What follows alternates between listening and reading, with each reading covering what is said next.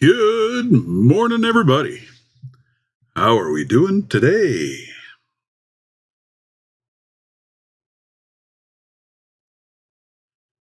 This up here and get my mute on, and it is on. Perfect. Hopefully, you can hear me. Here, my content. Updated just now. All right. How's everybody feeling this morning? I'm feeling tired. Lots and lots of travel. Hold up while I pour my bean juice. Yes, we can. Marvelous. Simply marvelous. So what's everybody working on today? Anything fun?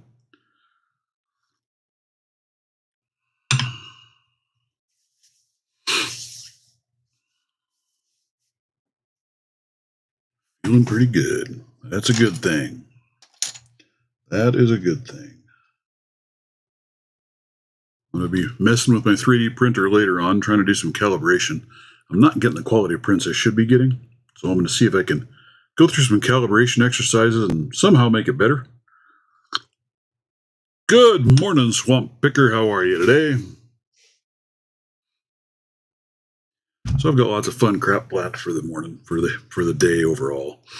I also got a new stereo receiver for my surround sound yesterday, so I've been working on that a little bit last night after I got home, trying to get it hooked up and get my remotes all reprogrammed to be able to utilize it. I've got a few tweaks to make a couple things that aren't working the way they need to, so got to mess with that some more. But that's part of the fun, right? Part of the fun. I should have cleaned you up before I got in here because I really want to put that thing to work on that Miwa. Oh well. Another day, another dollar.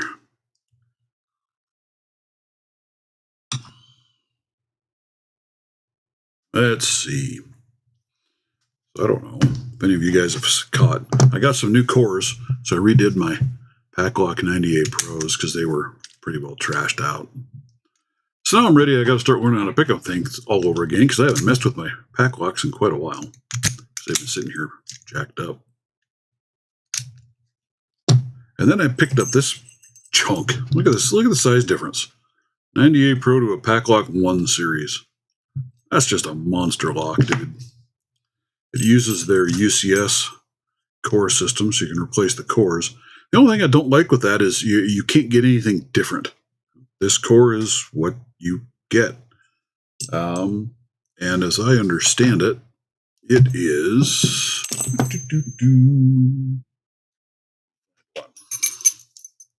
It is actually the exact same key, I think, for this one. Yeah. As an 1100.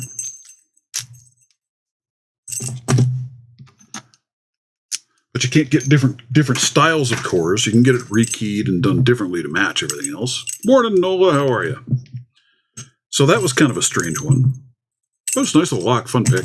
I love the tolerances on these Packlocks, man. They're nice. Very, very snug. We always like it when it's tight.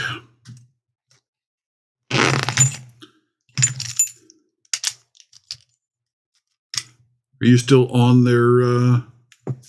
Got your double helix. Nice. Yeah, they're very nice tensioners. He did a nice job, and it sounds like he's got another set coming up. I saw Skip. He was asking me about these Bovies, and it looks like he's now picked up a Bovie dimple lock and been playing with it. I need to mess with this thing and actually try and pick it with a actual set of dimple tools just to see what that goes like.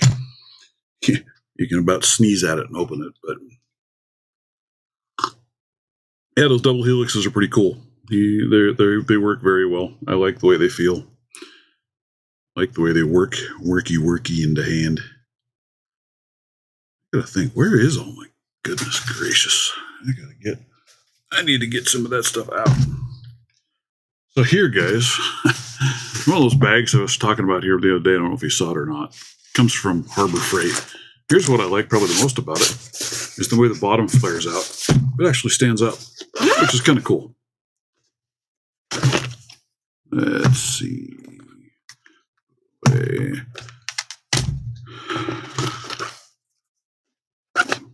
Try that out today too. We might break those out at some point too. Hang you back up. Can't have too many tensioners. Yep. I'm excited. I've got my Moki set showing up. Hopefully Monday, I think. When they should be here. What did I do with my other tension wrenches? Wow. Hey, Mr. Sushi, how are you today? Just might break you guys out at some point as well.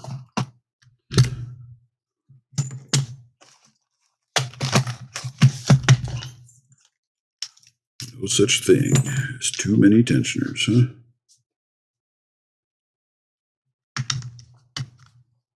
Let's take this thing off of here.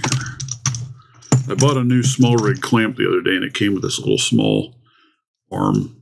So I stuck it on the side of this clamp. I was thinking, maybe I could use that as an extra camera mount for that close-up stuff, but I don't know. We'll see if I ever decide to mess with it.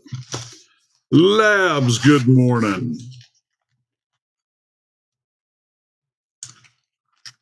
Yeah, they kind of help with the heavy-handedness, I think, at least in my experience so far. They're, I like them. Ooh, I don't know if you're going to work. Well, we will see if I can get in a different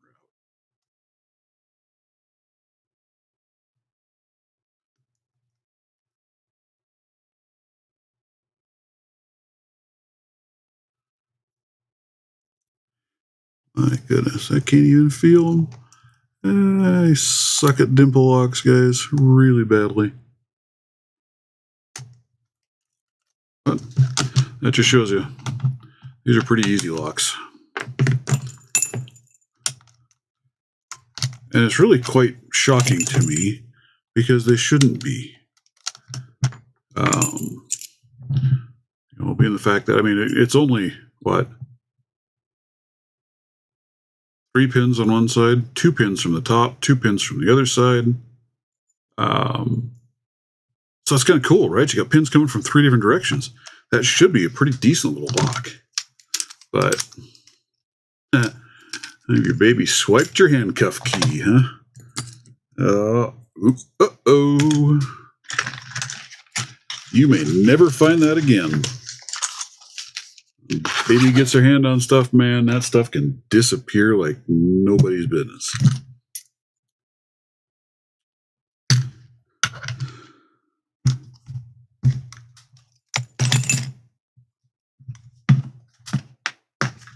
That's why I have many, many, many handcuff keys. Even when I cut one apart and 3D printed a handle for it. So I have an extended handcuff key. There. Where these little cases are nice. I keep all my extras in there. I've got several keys in here. A little shorty magnetic key. Of course, all my bobby pins, my shims. So I can just grab that one little case when I'm ready to play with the handcuffs, and everything's there. It's gone. Yeah, probably is gone. About the only thing worse than a baby getting a hold of it is a cat. Cat gets a hold of that stuff, man. You may as well kiss it goodbye.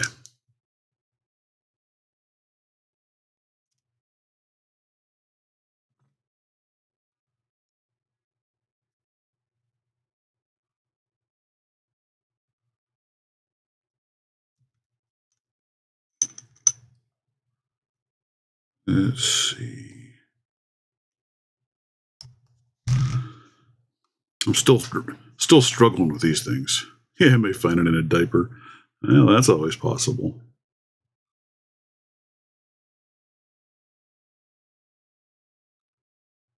Yeah, a poop key.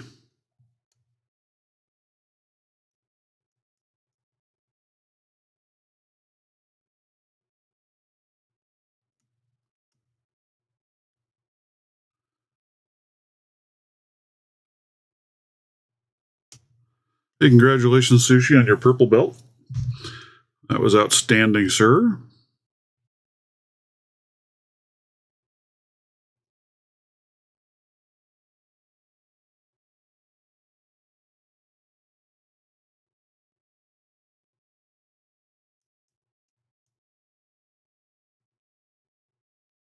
And I struggle so bad with these disc detainer locks. I just have no idea what the heck I'm feeling in there.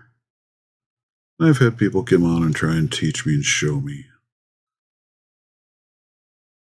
And you might as well be handing me a poopy diaper and say, hey, there's a Hershey's Kiss in there.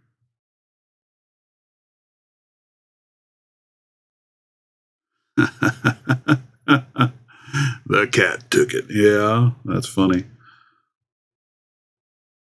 Probably going, I did not. Not this time. But it's a good idea.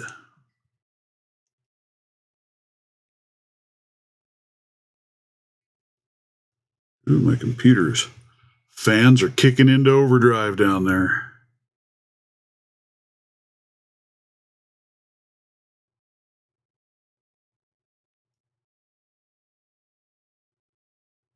Okay.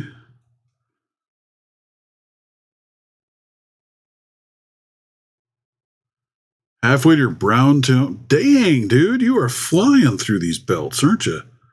Yeah. I'm stuck at that purple.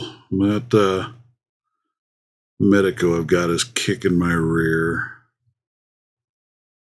And I just don't have anything good enough for a dimple.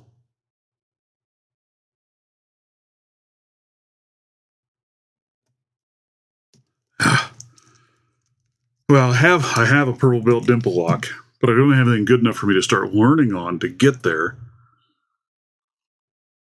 To be able to pick that thing, and the Medico, for whatever reason, well, part of it's my own damn fault lately. I've been getting too wrapped up in challenge locks, and so I spend my time playing around with challenge locks, and then I lose track of where I'm at on my Medico.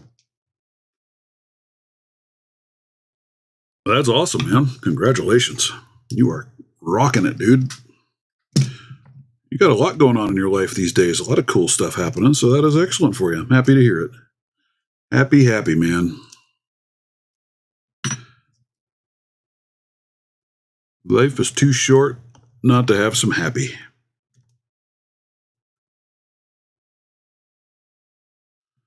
If you know what I mean. Link is pinned up there in the doobly-doo, if anybody feels like hopping on.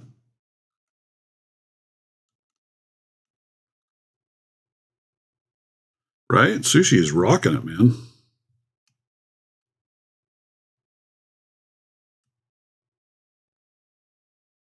I'm just going to move on to something else, man, because this is just, it is just frustrating. I got to go watch some other people's stuff, learn some more people's stuff, figure out what the heck I'm doing, because I don't have any idea what I'm doing.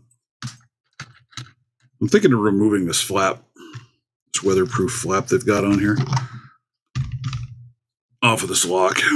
And it's neat. I like that idea. If I were using it out and about, I would really like that. I'm not, so it just kind of gets in the way.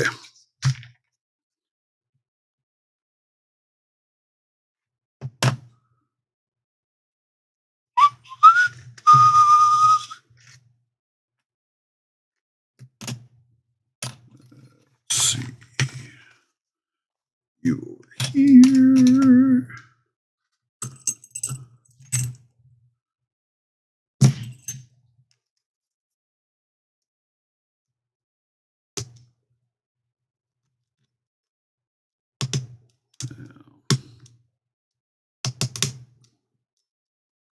You're enjoying the heck out of those dimple locks, aren't you? Or no, it's disc detainer. Disc detainer is your latest one. I just don't get them. I am just not getting the feeling. I'm not getting the feeling in there of what the heck I'm doing with those locks. It's just, I don't know. It's a struggle.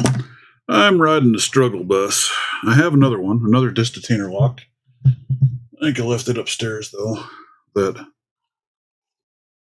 was sent to me to try that, thinking it might be easier than this, but they're the same belt rating, so I don't know if it'll be any easier or not. They are on the site, but I will warn you, I am still working on some 3D printing issues that I'm having. So if I get some smaller orders, I might go harass my son-in-law to help me out. For whatever reason, I don't get it. He's running the same brand printer as I am. But I am just getting... I'll get a good print, and then it'll just go to crap. So it's been a real struggle. I've thrown away an awful lot of filament on ones that just didn't turn out right. So, but they are up. You know, like, give you an idea. I had my son-in-law run it and try it on his. We'll see if we can get this to show up good. So here's one of mine, my prints. And it isn't bad. It didn't turn out bad, and it works really well. I like it. I like the plate that I've got. It gives me some decent texturing. But here's on his. And just look at how much smoother his finished edges are and such. It just really is. And same brand of printer. Actually, his is an older printer than mine. Yeah, I don't have a cutaway for that. It might not be a bad idea to look for something like that, folks. That might help me out. So I'm going to do, I'm doing some calibration work. I just printed out a calibration cube today so I can measure, and because I don't think it's quite square that way. And then I've got some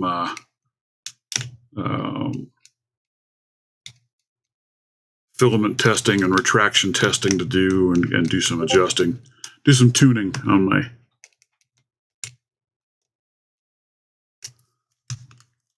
my printer.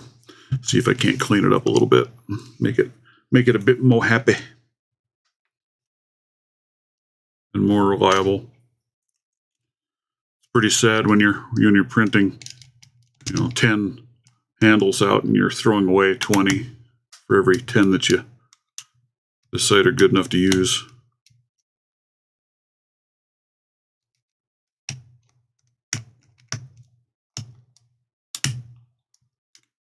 So we'll see what happens. That's what I'm going to try and work on a bit this weekend. And then I can try and get a few printed up and set aside. So I have a few of a couple of colors ready, but Lurker J45S right there. There it is. That thing is kicking my rear. I have another one, like I said, but apparently I didn't bring it downstairs with me. Well, I did. It's right here is my other disc container that Mr. Elroy's Toys sent me. Yeah. Pangea bow, 40 millimeter.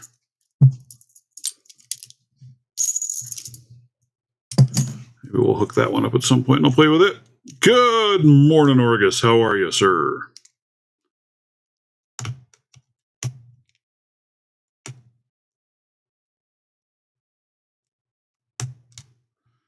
So here's another question I got for you guys. I need to get back to working on my rake profiles. I've got some drawings. I just need to figure out how to get it into CAD, make it work. But, so I've got my regular dog legs. I've got the deep dog leg.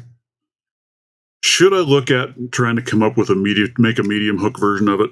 Or should I just run with a medium hook elephant trunk? Because honestly, that medium hook elephant trunk is a pretty damn good pick. What do you think?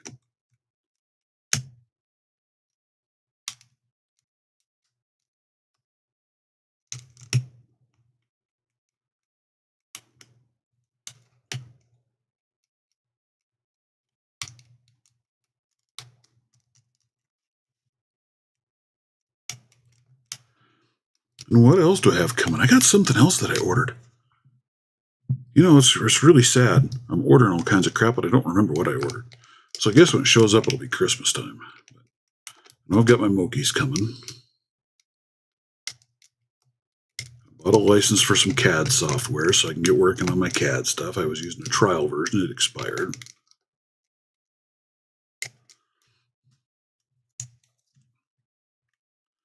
I've got some ideas on a medium hook, but Yeah, the deep is it is very, very deep. For the locks that it's got, you got the room in the keyway and it fits. It's great, but that baby's deep.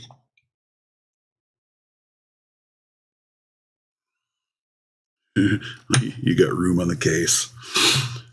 Room in the case. Yeah, Mr. Phantasm. I think I saw somebody out there saying they were getting a case made. Phantasm's working on a case for me as well. We haven't seen what he's doing for his cases. Told him he needs to come up with some good names for his cases. Let's call him the Phantasm Orgasm. You got the Orgasm level 1, 2, and 3. I don't think he went with that one, but yeah, absolutely. And that's the problem with a deep hook, right? I mean, where a deep hook fits, a deep hook is great, but they don't always fit everywhere. They're not the end-all be-all solution. They're most certainly not. So I've used the medium elephant trunks quite a bit. I really like them. They're nice. Man, I got to completely relearn what I'm feeling in these pack locks now because I haven't been able to pick one of these in a while. And this one's probably one of my more difficult ones to pick. There's the key for that thing. That first pin, you got to fight your way around that to get to everything else.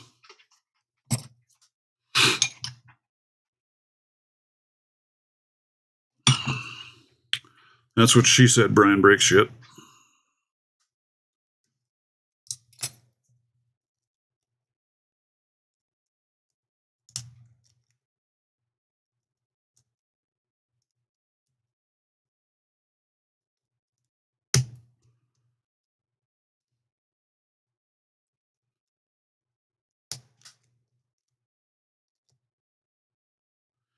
When I bought these cores from Packlock, they came with full of pins, like just 0-bitted pins, no keys, just the core, but fully loaded with pins. So I had to pick all of the cores in order to be able to repin them to put them in my locks.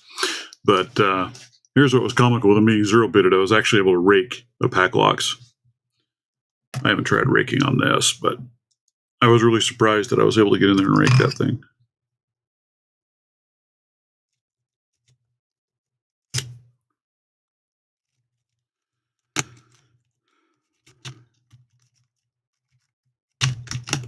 Sorry there, Dark Wolf. That just, it walked itself right on in. I had to. It had to be said.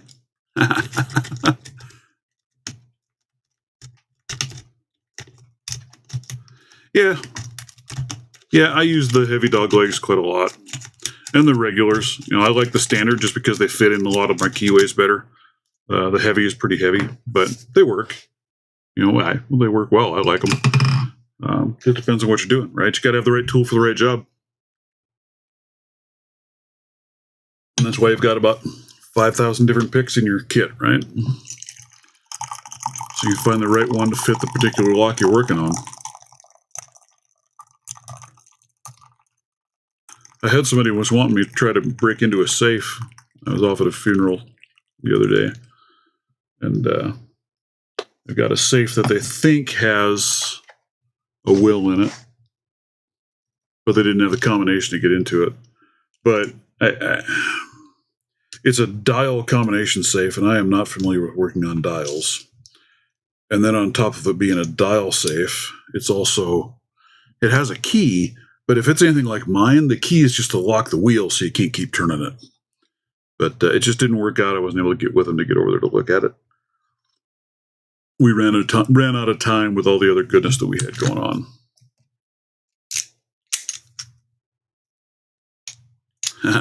Well, I appreciate that, Sushi, and I'm glad that you're enjoying them. I've had a good time with them so far.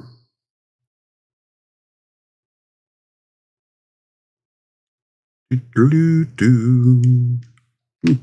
was going to try these little bad boys up here and use that for picking and just see how they work. I really haven't done a lot of that kind of picking with these Reaper picks yet. Almost need a different pick in here though.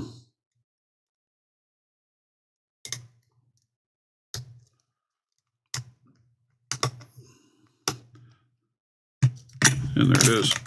This is one right here, Sushi. I think you saw this one already. This is one I think would make a neat one to make a cutout of. It's just kind of a neat lock, and as open as it is already in here, I think I could turn that into kind of a cool little cutout. So that might be one of my projects for this winter to work on. See if I can make a cutaway lock. I don't have a key for that's the only problem. Yeah, I didn't actually get to see the safe. Yeah, if it's in the dial, it locks the dial. He said it was a oh, what the heck are they? Like Home Depot and those places, they sell them. Just one of those little small safes, but he said it was a dial safe. And maybe it is a secondary key, where if you pick the key, you're in the lock. I don't know.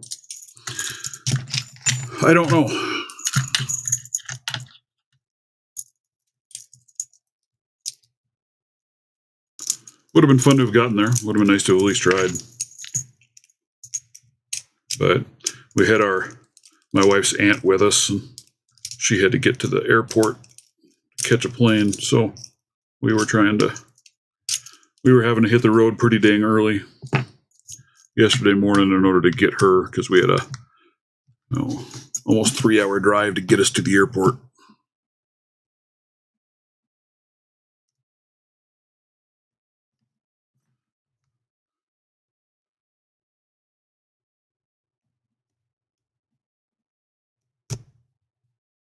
It was no fun whatsoever. Well, you're up in there.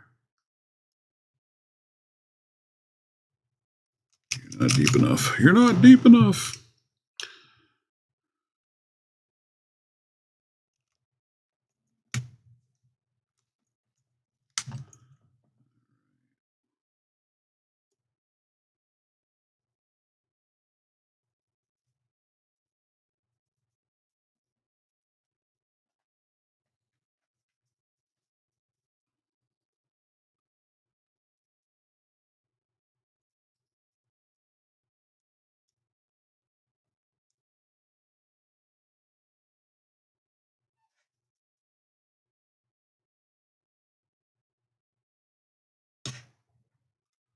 What do you want, dog? All right, who's going to hop on here so they can keep everybody entertained while I run my dog outside? Who is next on The Price is Right? See, do you hear him? Do you hear him over here whining at me? What's this one? This is a disc detainer. It's a little Angie Bow 40mm disc detainer lock. There's the little key.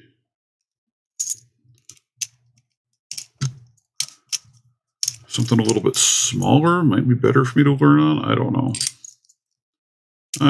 know.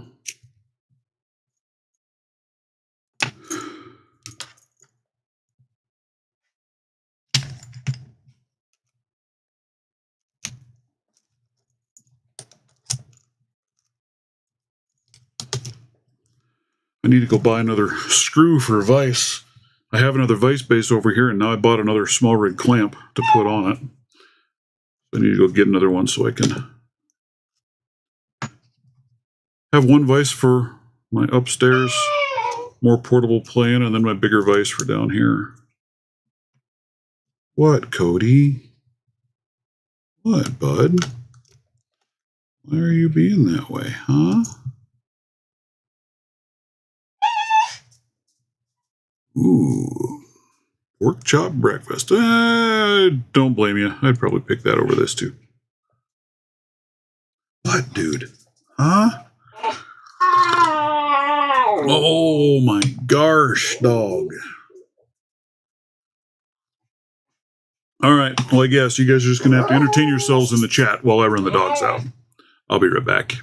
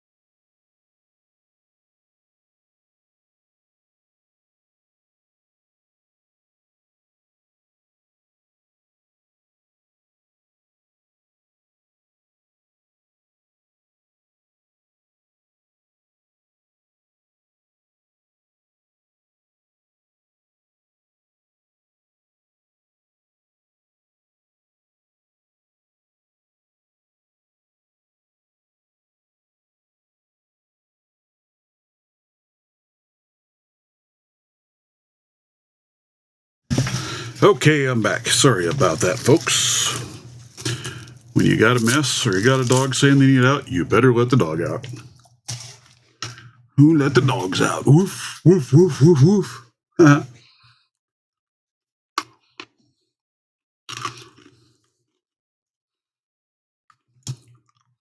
Yeah, he's a sweet little pup. When he wants to be.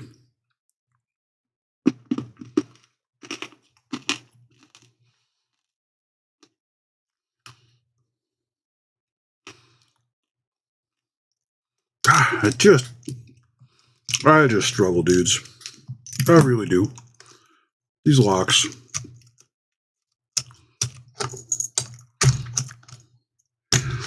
Are the struggle bus. They really are. What else we got hiding in here we can mess with today? Lovely. Abus 83. I've been wanting to play with this one a little bit. Simply because Nightmare. Good morning.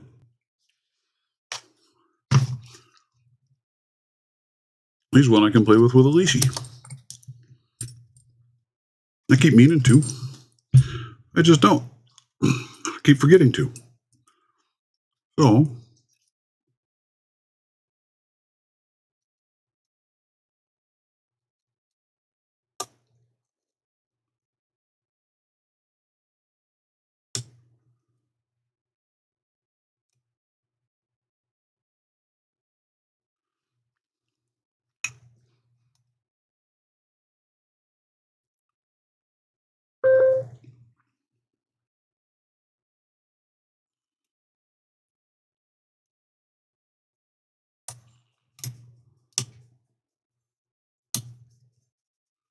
well,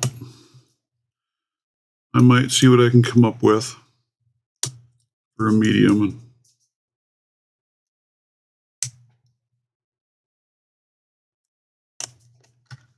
And there it is. That's the first time I've opened that. Using the leashes. Leashes are kind of cool. I need to get some more. I wouldn't mind getting. I wish I would have got the, what is it, SC5 and KW5? So you could do the 5 or 6 pins. But I got these at a really good price, so I got an SC1 and a KW1. That's what I got.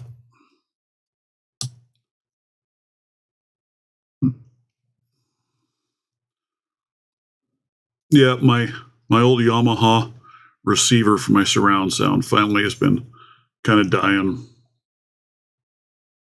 I don't have a Reaper set. I need to get a hold of a Reaper set and try out some of those picks. See, everybody say how good they are. I just don't have any. I've never played with them. SC, is it SC20? I don't know enough on the leashes. But it's a KW5, right? It does 5 or 6.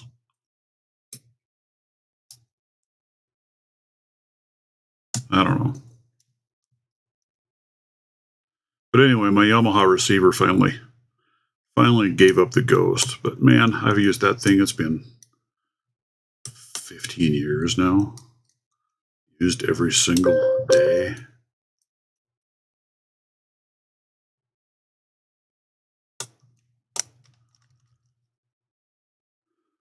So it's been pretty good. I went with a Denon this time. A Denon 8K receiver. And you know, nothing else changed. Same system, same speakers, same TV, but you can see a difference in the quality of the image on the TV. This one is considerably better. I do need to go get a new HDMI cable for one of my devices though, because it's struggling. Need a little better cable. So I might have to try and go do that today. No. Yeah, KW5. I thought so, but I thought it was the same on the SC, but probably it would be KW5 and then get the SC20 someday. Someday we'll get with the program. Get a life.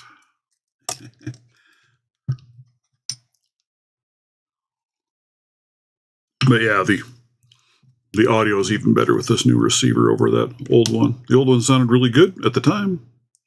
And it's, like I said, it has worked extremely well. I messed up at an auction sale I was at here a bit ago. They were selling off a complete Marantz surround system. And I should have kept bidding on it because it only went for like $550. Would have been a screaming deal for a full-on Marantz setup. Marantz is amazing gear.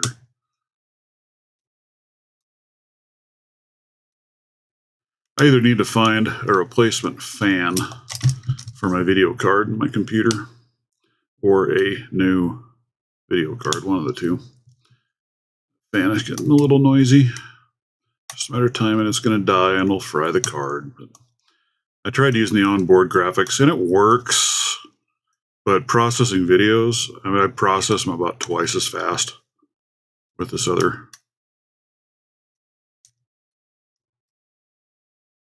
Man, I tell you, these are something you got to learn how to use too, right? How to run. They're a different beast.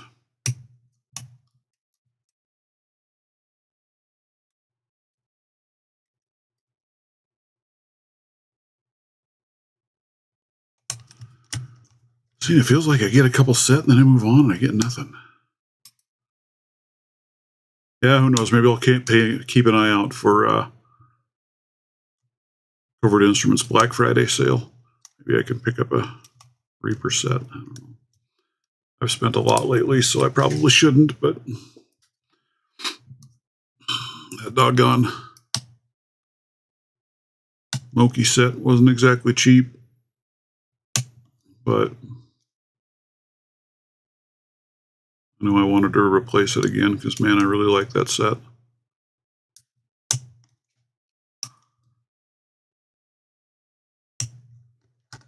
There it is.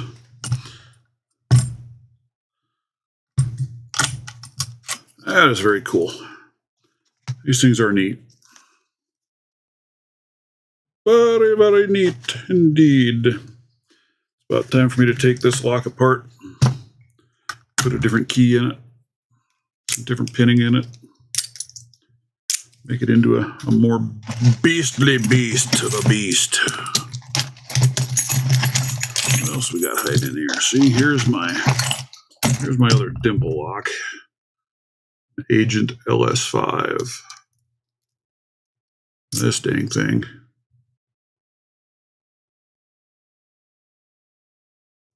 $12 pins. Well, that's what I've got. I've got the tension set. The Reaper tension set right there. Mr. Brokepix was kind enough to send that over to me. And yeah, they're nice. I like them. You know, I know a lot of people say that they think they're too short. But for me, I like a short one because I'm always tensioning my fingers way up at the bottom end of the lock anyway, just to try and keep me from over-tensioning anyhow. So I don't mind that. I don't mind that at all, honestly.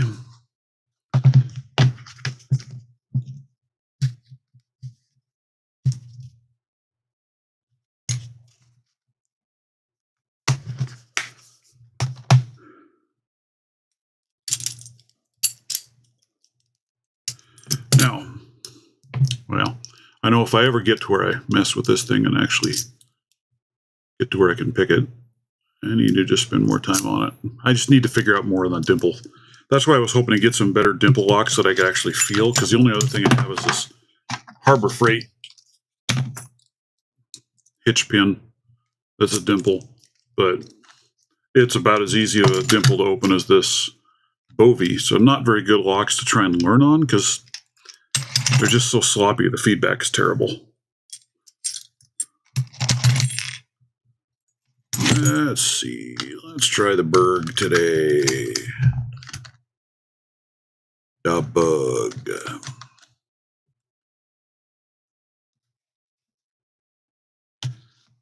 What did I do with anything? Holy cow. I'm already making a mess, guys. I'm already making a mess. Why do you guys let me do that? It's your guys' fault. I'm sure it is. because I would never make a mess on my own. Yeah, that's kind of exactly my thought, Brian. I don't mind it's easier to not over tension when I'm using these little shorties, so I don't mind that one bit.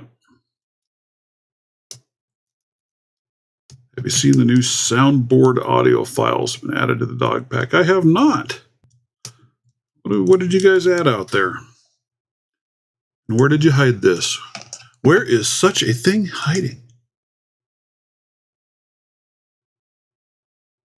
Soundboard audio files, huh?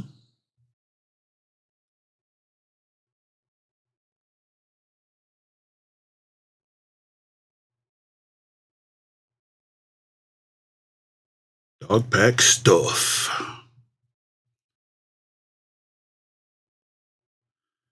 You know, if I come all the way out on this tension wrench, though, Sushi, man, I'm putting way more tension than you ever need on that lock. I don't know. That's just me. I'm not a big fan of those super monster long ones. I've worked with some sets that are just huge. I can use them. They're fine. It's just a lot of wasted material to me because I don't need it. But again, that's why there's a million different options, right? I don't see, what do you call that, G-Key Man?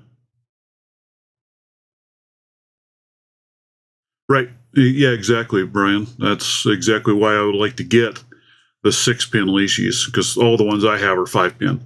I only have 2. So I'd like to get the 6, and that way with the spacers, you can use it on more than one.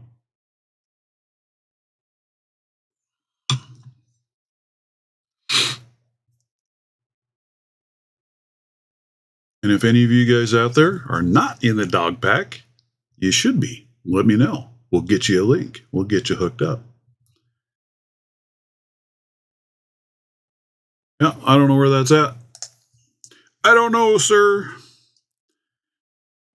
I don't know, sir. But it will be the greatest ever invented. I'm sure of it. Oh, my goodness. You guys didn't know you were signing up for such silliness, did you? See, because like I can tension way down here and put way more tension on that thing than it needs. It's just, but that's me. I don't need a big tension wrench to put too much tension or to fluctuate tension around.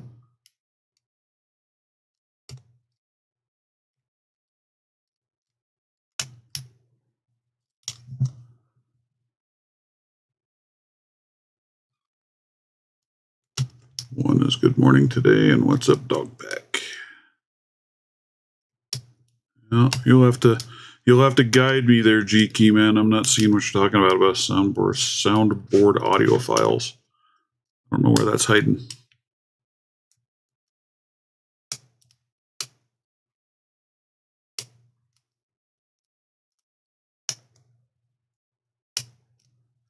When I get these little tighter keyways, that's where I break out that was amazing tools. I get what you're saying with the longer tension wrenches. If you go light on them, you can definitely feel some better tension. I agree with you there. I won't argue that one bit. No. Yeah. Yeah, you got to be careful because, man, you're putting little to no pressure on the outside of that tension wrench, and it translates to an awful lot once it gets up to the lock. That's kind of where I'm liking these double helix, because they do kind of help with a little bit of that. Just because there's that little bit of flex in there. Ooh, this Berg is a pain in the rear, I'm telling you. You got to come way down like that.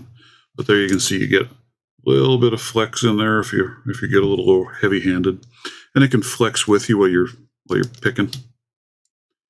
Andrew G, good morning. Oh, we've been picking on everything and hardly opening anything today, so life is good. Sasquatch, good morning, sir. Link is pinned up top if anybody wants to hop on this fine fellowed morning. Hard to believe it's already been almost an hour. Man, that's crazy. This little Berg is a fun lock. You know, I really wish I had a key for this thing. It'd be kind of cool. Could probably find somewhere to get one made with the code. Right? Because I think it's on here. It's a neat little lock. Like it. Like it. When I can open it, it is. Let's see. What do we got on here? 58300 Wetter 222C40. It's a nice little lock.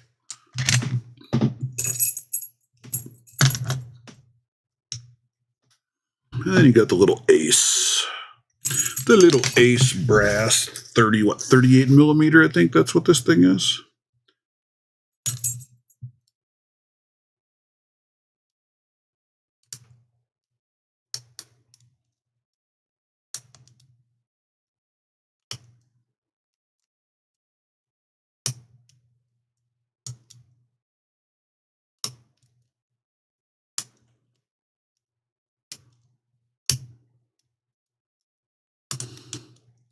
I was over at an airport in Rapid City, South Dakota. Okay, good morning, Mr. Stu. How are you? And they had a whole pile of Bigfoot Sasquatchy stuff hanging there. One of them was like this big fluffy fuzzy robe, and then they had Bigfoot slippers to go with it. I was like, oh, that's kind of funny. That is funny right there. What you up to, Stu? You know, you were teasing us the other day with, it sounds like, some more tension tools. When are you going to be ready to show those? When are you going to share the love? Let us see what you've been working on next. You got the double helix. Are these going to be the triple helix? Quadruple helix?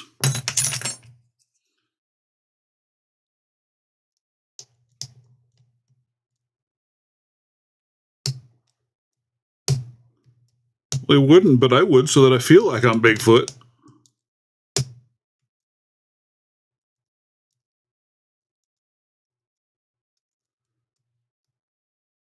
Soon. You're a tease, man. You're just a tease. I've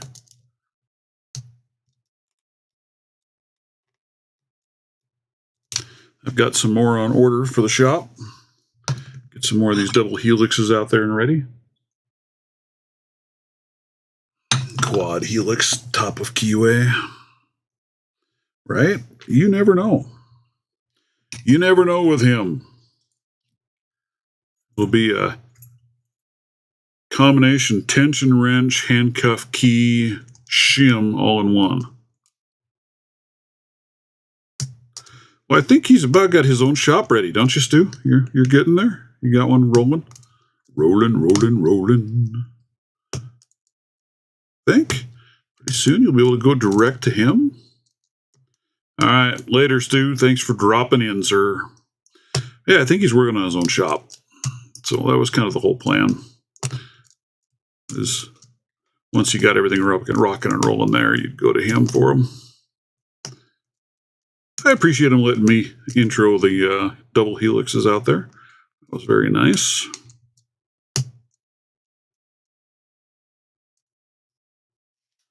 I do like them. I use them quite a bit. Man, now today, folks, I can't pick a lock for nothing. Stupid little ace and that Berg. I should have just left him put away. Ha.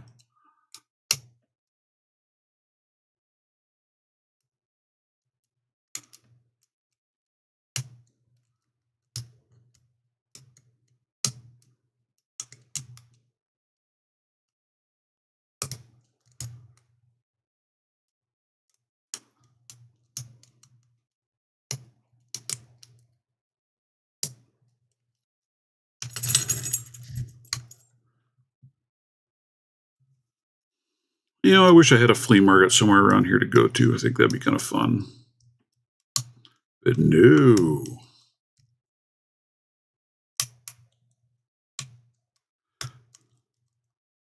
Yeah, that was the other stuff. I was talking about the stuff that I bought. That's what it was all of the stuff that I bought from Packlock. And then I got from Moki, and then I bought software, and I bought a receiver. Dude, I'm going broke. Damn receivers aren't cheap. I didn't buy the most expensive thing I could get, that's for damn sure, but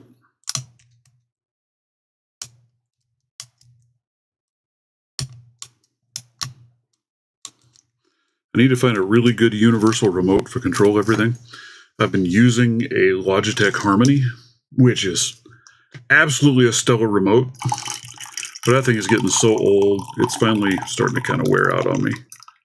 But you can plug it into the computer, bring up software, and program all your inputs and outputs, and a single button fires and powers everything on, changes it to the right inputs. It's great. Thing's been wonderful. But it's getting to be time for something new. Time for something new.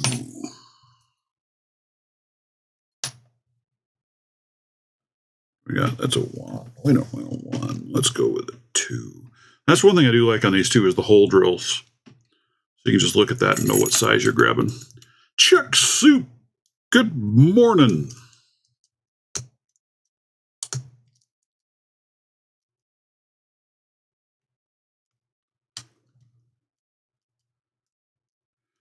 I see there's several new giveaways going on out there. I think Stu has one going on. What did he hit? 40,000 subscribers or something crazy like that?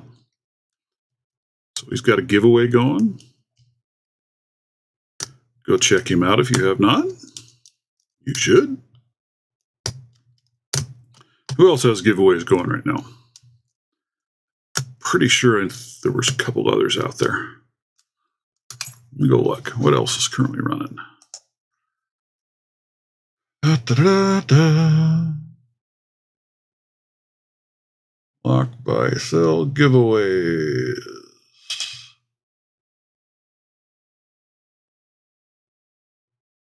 That one is done. Probably should get cleaned up. Got to clean those up out in our giveaway contests on the dog pack. Once it's done, you should clear out and delete your giveaway. Rock out with your lockout. I think he still has his maybe still going. Wild Bill's got one going. Not sure how long the splice will last, huh?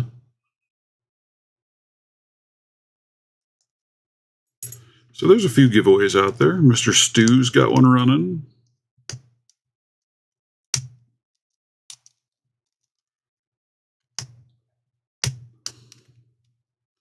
Gonna be there Monday morning to actually fix it, huh? Well, hopefully. Hopefully they actually get it fixed for you. I got fiber internet into my house here. Oh, it's been about probably a year ago now. And it's been pretty dang good. Pretty solid. I've been pretty happy with it. Speed's been pretty good.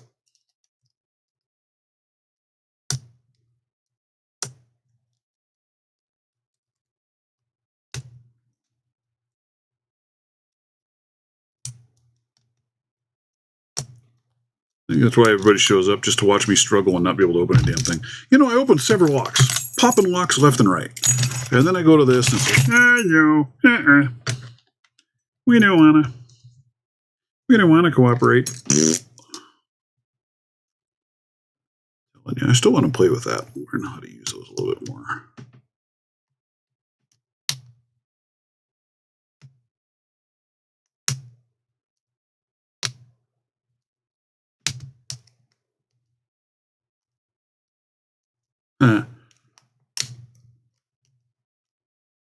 And we had a major power outage happen here. Well, I was out of town, actually. My daughter called all in a panic because she's got a friend who's was calling her up and, oh my God, it's World War III, or we're under attack, and on and on and on. But it was actually a big one. It took out parts of western South Dakota, northeastern Wyoming, parts of Montana, all the way down into central Wyoming. All fed from one large power station, and apparently one of their turbines went up in smoke, caught fire. So there's that. So they had power bouncing up and down and around for a while.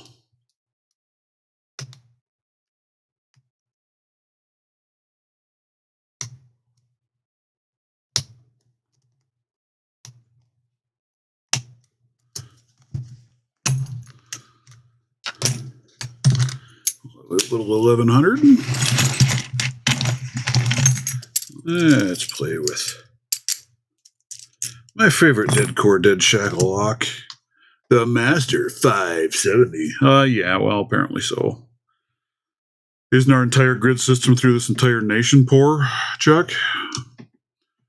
Probably our weakest area, our biggest vulnerability.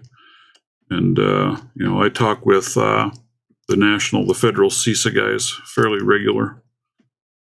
And their estimation at this point is that 60 to 65% of our grid has already been infected, has backdoors into it from China.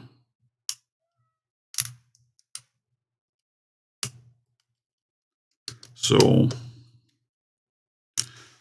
and it's all vulnerable to lots of things.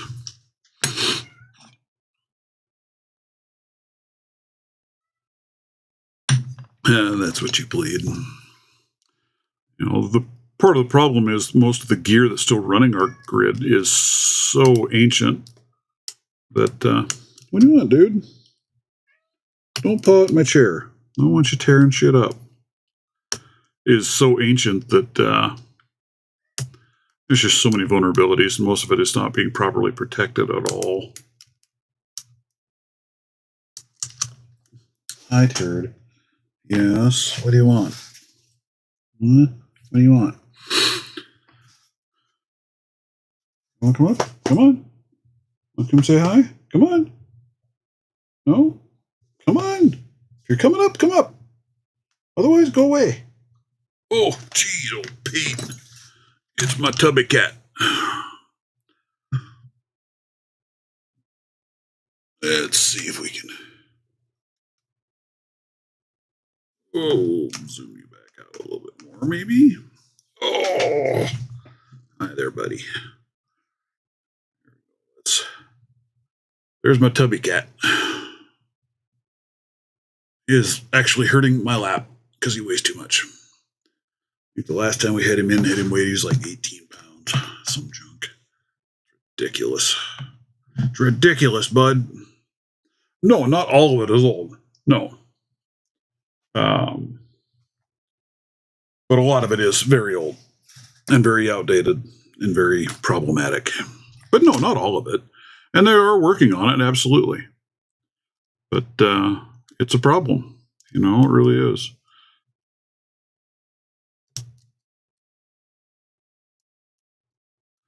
That's one of the problem, right? Is our grid can't sustain the load that they've got. And now with the advent of all of these big AI data centers, they're needing even more power. And where are you going to get it from, right?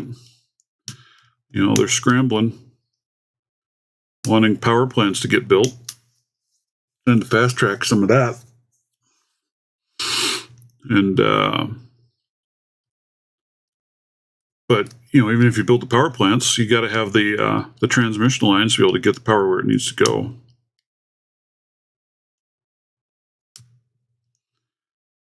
I don't know if I've ever tried to pick this lock in a vise. I usually freehand this thing.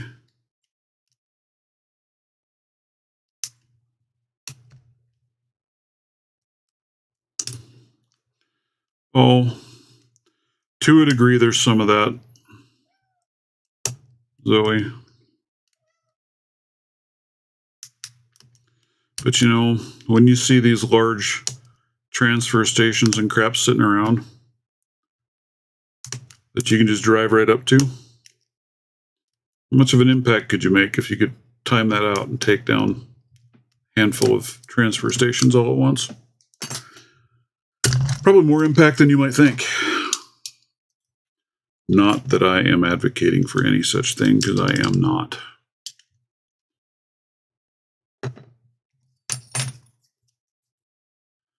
Well, we're starting to see a little bit of that here. So we have a lot of natural gas wells here. And I don't know how much you guys are familiar with natural gas wells, But there's a lot of gas that comes off the top end of that's dirty, right? It takes more to filter and clean it to ship it down the line than it's worth. So they do what they call burn-offs, where they just blow that gas out into the air, and they've got a big stack standing there, and they burn it. Well, we've actually had several small, like portable data center systems that have been brought in here and set up and are hooked up right next to those natural gas wells, and they're using that burn-off to run a turbine instead and generating power to run their data centers. See, you could probably run your own data center there, Zoe. But we've got probably 20 of those small, they're like shipping container data centers that are set up right next to these wells, and they're tapping into that and using that to generate the power to run them. And why not? I mean, heck, we're burning the stuff off anyway. May as well run a turbine while you're burning it. And that's generating enough power to complete your run and make them self-sustaining. And you're using just waste material to do it. So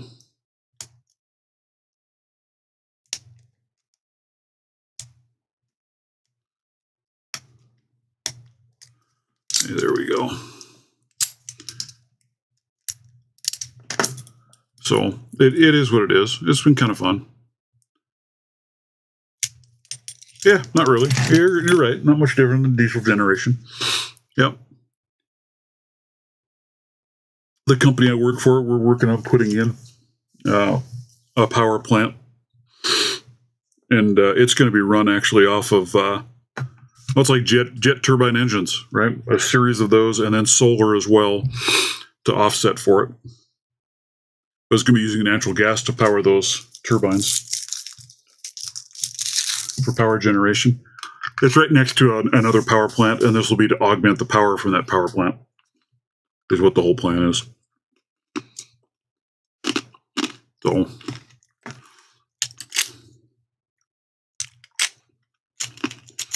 you know, I used to be able to pick this stupid lotto lock that Stu sent me. And then all of a sudden, it's like I completely forgot what I was doing. And I can't open it anymore.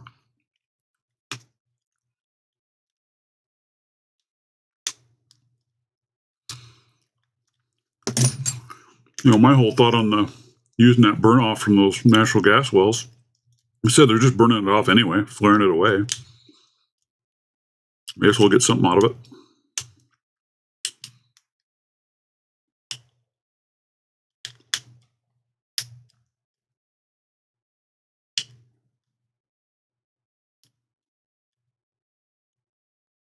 If you know what I'm saying. Just kind of makes sense.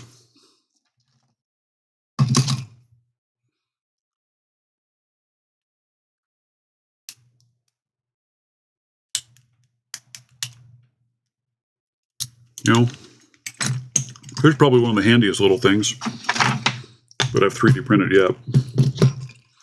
It's this little beastie. Rotates around, drop all your tools in there. It's got a larger spot in the middle, so I've got my screwdriver, flashlight, marker, pen, so I can mark things out. Outside, I've got some of my little tension wrenches I've made drop into the holes in there. And then it's got a ball bearing. It sits on a base. It's just easy to spin it around and get what I want. That's been really handy. Yeah, we've got some wind turbine farms out here too. Don't fool yourself on those things though, sir. They're an utter and absolute waste. You generate so little power out of them, and they're so destructive to the land, it's insane. We've got some ranchers up here in Wyoming that learned that the hard way. They signed up for that right off the bat to get these stupid things in. Well, thanks for dropping by, Orgus. Appreciate it. They've got a relatively limited lifespan on those wind turbines. And in order to put those things up, it is a massive concrete base that they put in. Well, when they're done and they pull out and they leave, they don't remove that concrete. You never get that land back. You know, I've got a whole pasture full of concrete slabs that are utterly massive.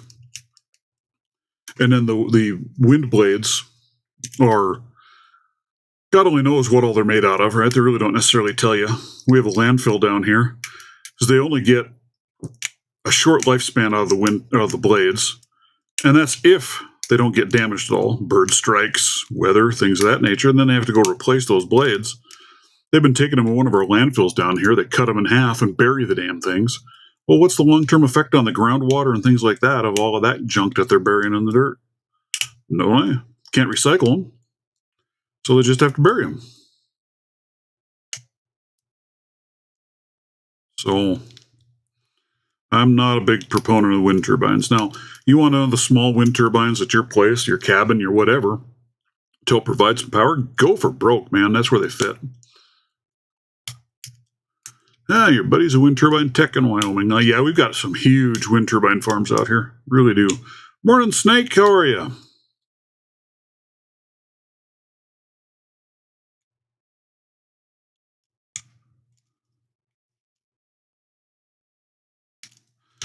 I knew a guy here for a while that he had a job at a wind turbine place that his whole job was to park his truck on a hill out there and watch for specific flocks of birds coming through. And if there were, then it was to power or shut down the turbines so they didn't kill the birds.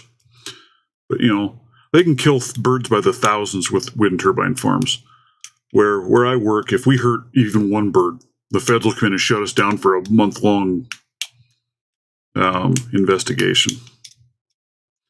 Oh, a master lotto. The bane of my existence. I used to be able to pick this thing quite easily, actually. And then I don't know what happened, but, well, I left it sit for a little while and I forgot all about it. I hate these lotto locks. I really do. They're a nightmare. You're in northern Colorado. I was just down there. Matter of fact, I'll be going back down there beginning of December again. Broomfield, Colorado is where my corporate office is at, headquarters. So I just hired one guy down there. I'm looking at hiring a couple more guys for my team to be down there. So I'll be in and out down there. I used to get over to Craig, Colorado, because I used to take care of the IT stuff for the coal mine over there in Craig.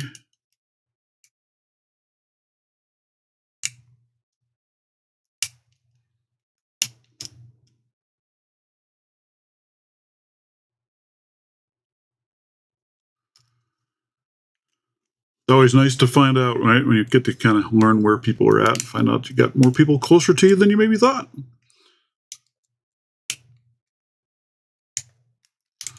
Mr. Happy, good morning, sir. Welcome to the party.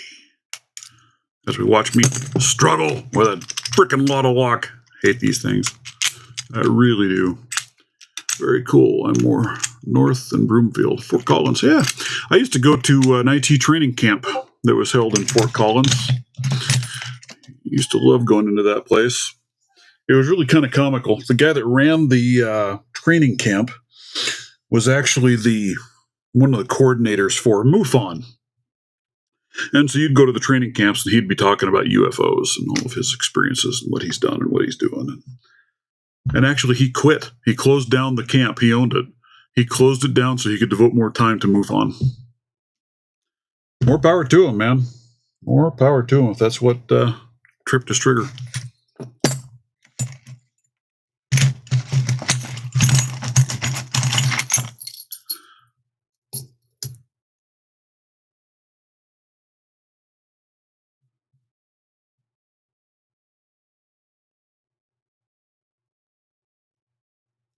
We used to have some very good conversations with that class. I miss it. Yeah, go through there quite often. He said, when I do go down, I drive down. It's not that far. Yeah, I would love to find somewhere and try and do one. I just don't know if we have enough people. Well, I know, heck, I only know of one other person in Wyoming, and that's Mr. Backstabber. He's northwest of me. It'd be fun to line something up, though.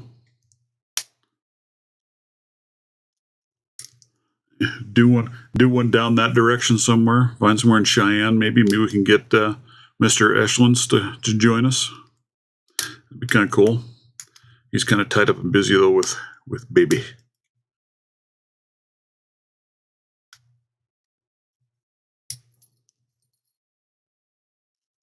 But it would be kind of fun.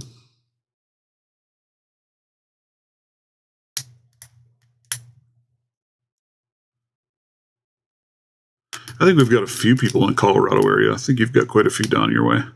Well, that's a lot bigger area than what we have up here, right?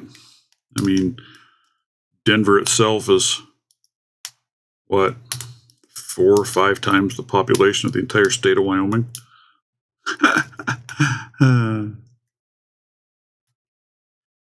Yeah, Cheyenne's, what, about 3 hours from me.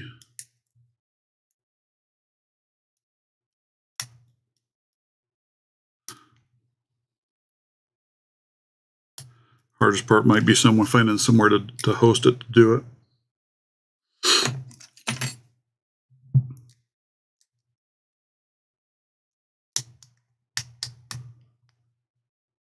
Well, thank you for dropping by, Mr. Nightmare. I hope you have a marvelous rest of your weekend. Hey, there we go. There's the little Avis. I really like this. This is a nice little padlock, guys. Really like that. What is this thing? A 1LXP. That's just a nice little lock. I like it. I like it a lot. I do. I was going to bring him down, and I forgot to bring him down. I forget everything. You know, when it comes to brains, apparently I missed the bus. I got to drill this guy out yet. Drill this out so I can try and fix the core on this 6835. And I was looking. That's something I wanted to try. Do I have him down here? Or did I leave him somewhere too? You just never know what the heck I'm doing because I'm an idiot. Half the time I'm brain dead. I'm telling you guys. Apparently I have him upstairs too. I have a 6835 Pro Series. And I want to see if the core for that works in the 6835s that I have, this one. Because I have a couple of these I'd like to replace the cores on. And it'd be neat if I could take it to that Pro Series core instead. Bump these up a little bit more. I only have a couple of those left though, so might not be worth messing with. I don't know. I don't know, man.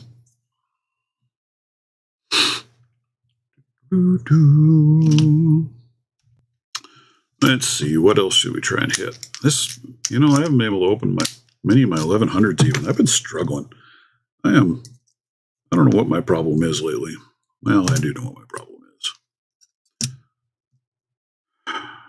Too much time on challenge locks. I've been having fun with them, though. They are a good time.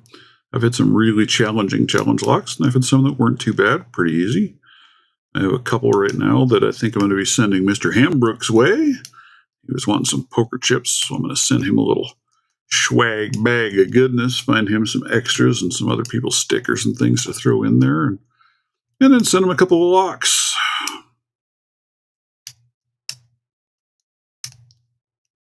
I'm still looking for that one person that wants to hop on and BS and show us what they're fighting with, working on.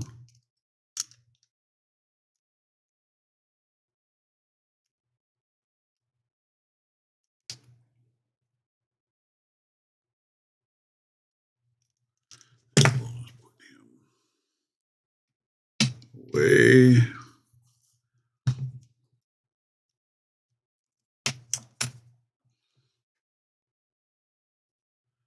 There.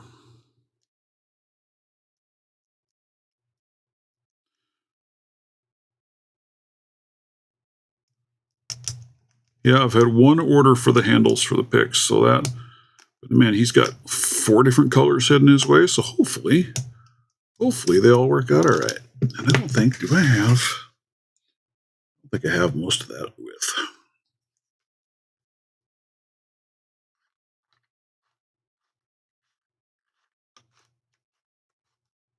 There's the ones that I've been messing with. So there's a red.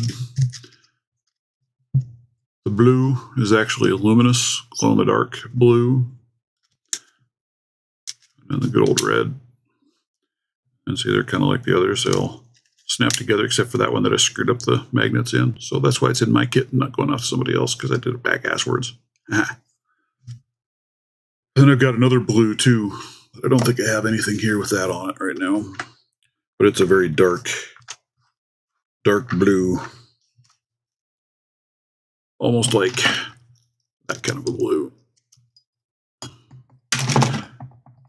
I need to get more filaments, more colors to play with, but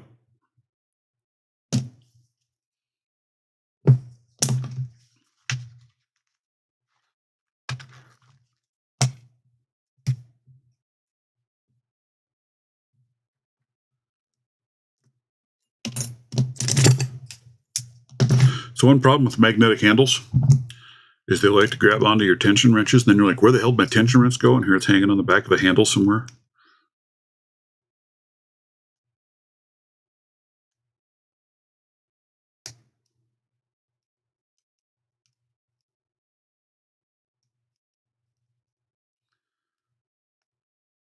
Because that's just how it goes, man. Just how it goes.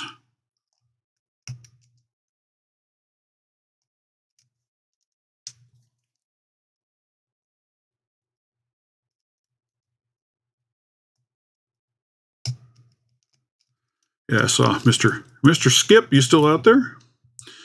I saw he was asking me about this Bovie dimple lock when he saw I had that, so I was sharing with him what it was, and I see he's got one, and he's been dimple picking on that thing.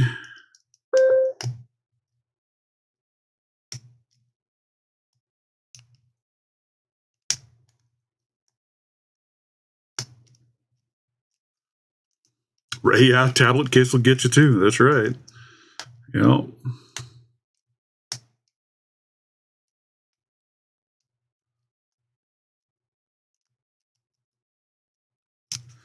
Now I'm hoping once I get done with all my calibration and work on my 3D printer, I'll be in a lot better spot.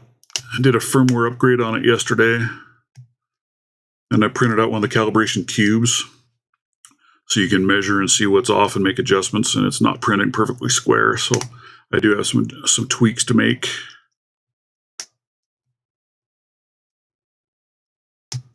Yeah, that happens to me all the time. Just like that, and it's laying there stuck behind. See, look at that. Bling! Grouchy Lenny. Welcome. Yeah. I've done that too many times to flip and count, and it's like, okay, where did my tools go? Where'd it go? I don't know what I did.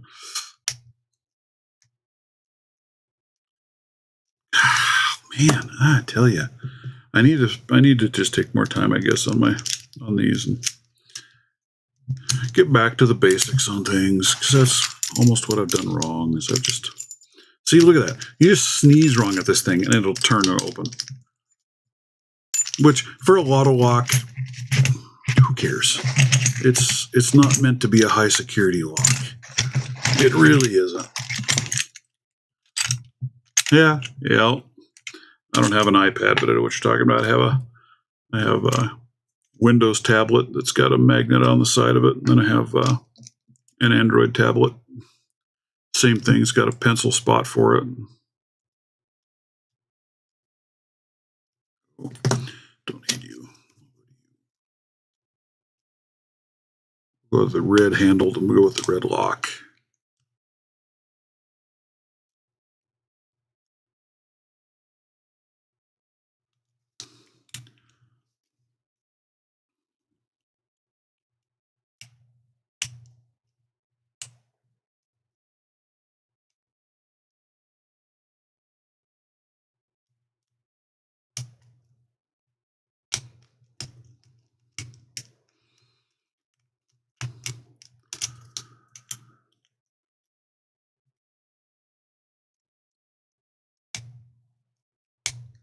Yeah.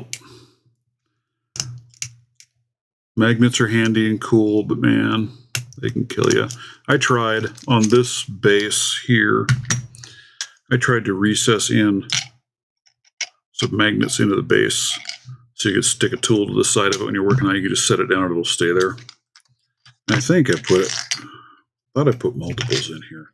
Yeah, these two legs both have a magnet in there. And it works all right. you know, it's okay. I can stick that there, stick a tool on there, and you know, you're not losing it while you're messing with things. So it works. It's kind of neat. Kind of a neat idea to recess magnets in there, I think.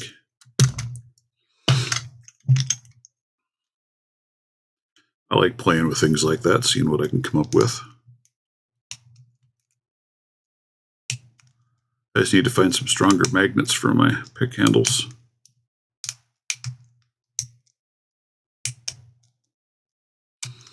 I've been playing with a few of them. And the ones I've got are working pretty well. I mean, it's not coming apart.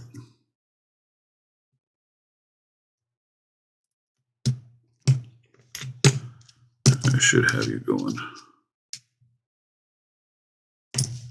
the other way around, actually. I should have you. Because I prefer it up here with my finger that way. So let's flip you over.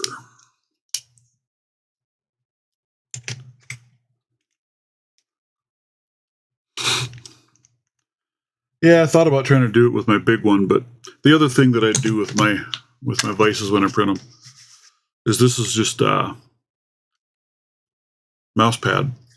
I trace it out and cut it out and glue that to the bottom, and that way it sticks. It's not sliding around, because otherwise that bear slides around too easy. So I did that to make them. I did the same thing with the big one. Same thing, mouse pad glued to the bottom so it stays, it isn't moving. That's what I need to go get a screw for so I can put a clamp on there and put him to use.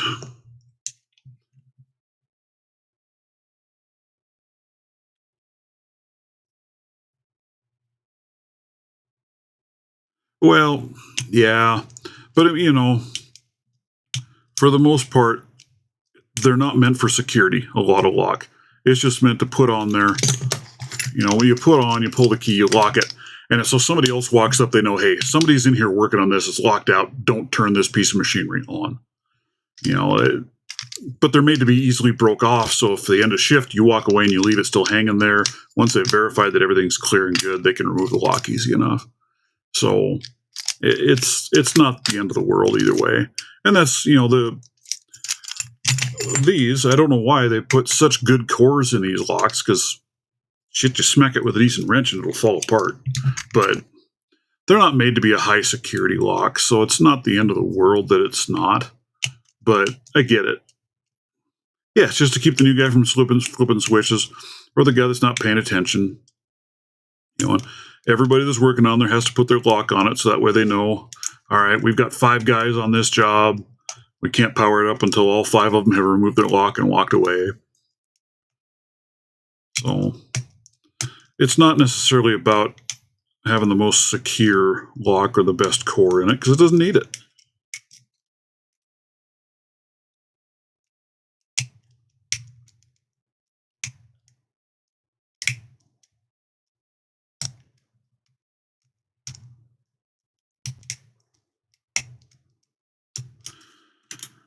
Ideal. About anytime at work, I can walk around, I can find a lot of locks hanging on something somewhere.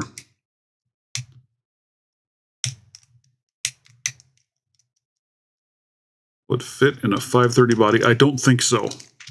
Of course, I think that's off in another bag somewhere too. I do have a 530.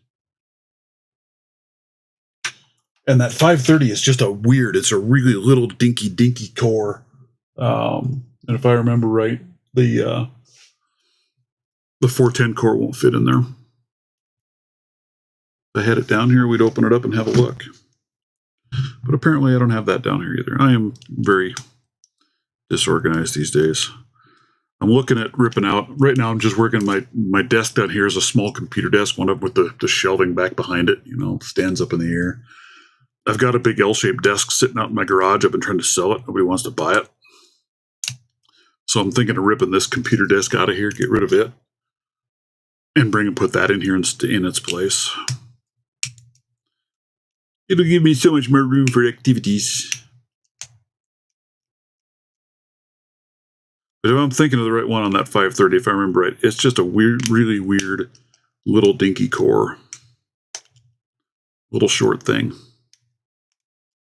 And the way they've made the insides of that core, you can't put anything bigger in there; it just won't fit.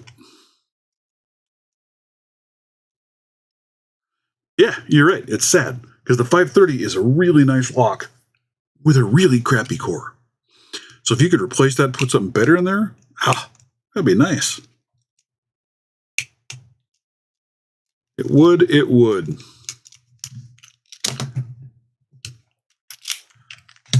Speaking of crappy locks that you can make into something decent, the good old U.S. General. You know, the body-wise and everything of this, it's a nice lock. The core, oh, God, that thing's terrible. But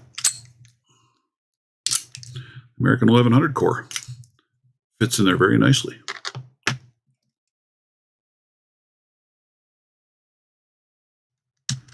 Well, and that's where, you know, it's the same thing. Again, sushi. My guys at work, my electricians that work on the high voltage stuff, they don't use Lotto 410s for that. That's where they're using the 1100s. They're using something that you can't just break off real easy. That is a little better lock. So yeah, it depends on what you're locking out with it. Absolutely.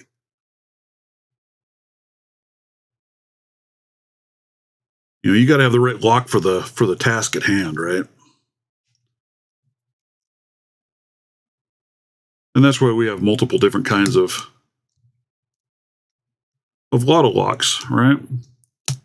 You know, you've got the 1100 Lotto locks. You've got these pack locks. The 98 Pro is technically a Lotto lock.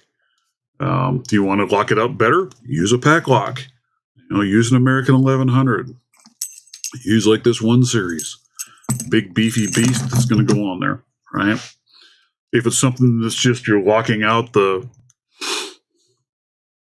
emergency shutoff on a haul truck while you're working on it, well, you can use a plastic lockout lock for that. Depends on what you're doing. Yeah, my electricians don't use 410 Lotto locks. They use the 1100s.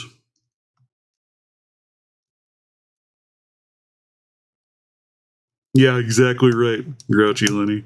They're for frustrating lock sporters. Demon spawn locks, that's what those things are, I'm telling you.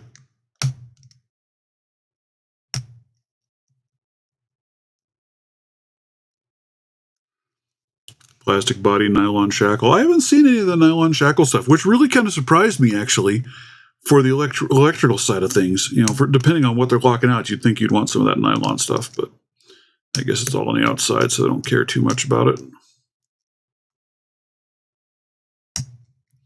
You know, because generally they're locking shut the entire panel. But yeah, same as picks, right tool for the job, right? And that's why you've got about 50 different kinds of Lotto locks out there.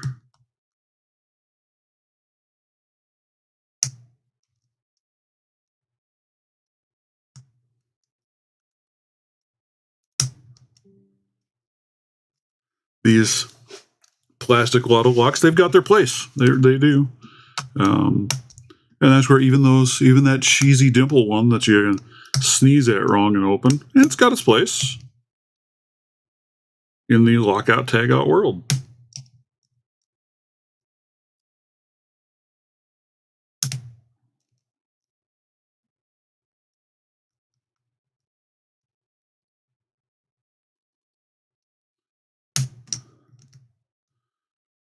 You have a purple on with a core slider.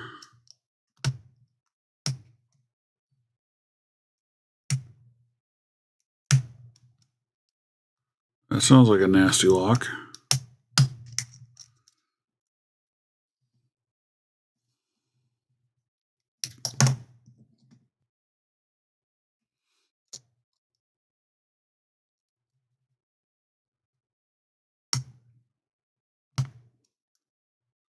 Absolutely, it can. That's why we have a very large procedure we have to go through. If somebody leaves work at the end of shift and they leave their Lotto lock on, man, it can shut things down for a long time as they go through the entire process that they have to go through before they're authorized to remove that lock. And then that person will not be a happy camper when they get back and get their butts ate for having left that lock hanging on there.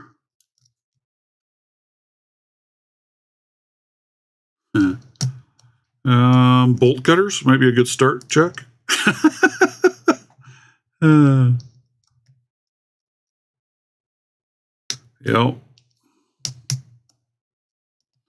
But you know, when you're talking about 500,000 volts plus of electricity, I get it, man. You better have procedures around that because you don't want to accidentally do that and fry somebody that was in there still working that you just didn't realize was still there. And you better make damn sure that they're actually gone from the job site before you start messing with it. So, yeah.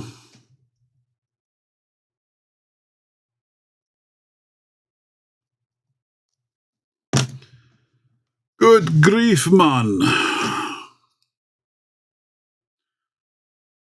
So what I've been doing on mine so far, 25,000 is black, 20,000 is red, 16,000 is in blue.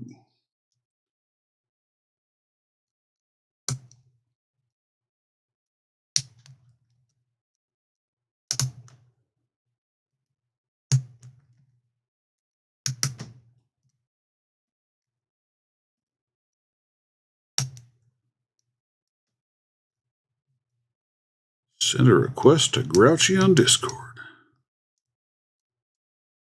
On where to start with that lock? Is that what you're doing there, Grouchy or Chuck? Sounds like a vicious lock, dude. Anytime you get these ones with sliders in them, they're just no fun. I wonder if we can get.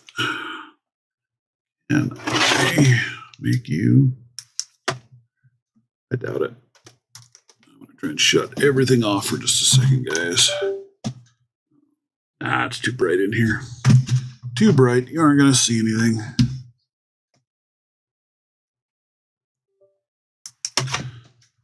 I'm going to try and show how it glows.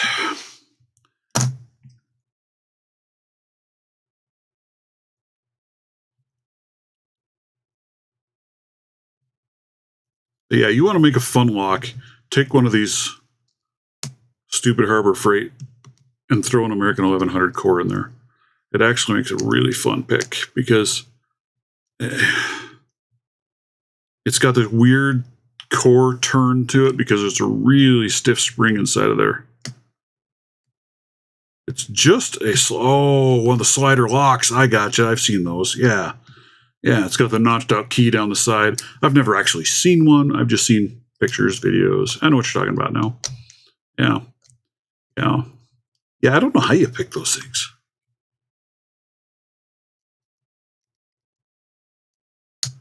Right? Come down here in the dark and lay it all out and get some pictures. That'd be a good idea.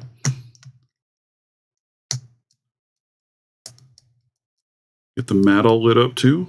Might have to try that. Kind of cool to see. I have to do that tonight when it's dark. Come down here. I got to get in here and clean and work on my office. And I want to rearrange things. I've been thinking about changing up the format a little bit too.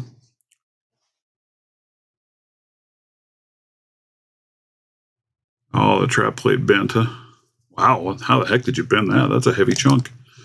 So I've been thinking about going to running dual cameras and actually letting you see my ugly mug on lives on my videos. What do you guys think? Should I do that or should we leave it? Leave a little air of mystery. Keep me hidden in the shadows.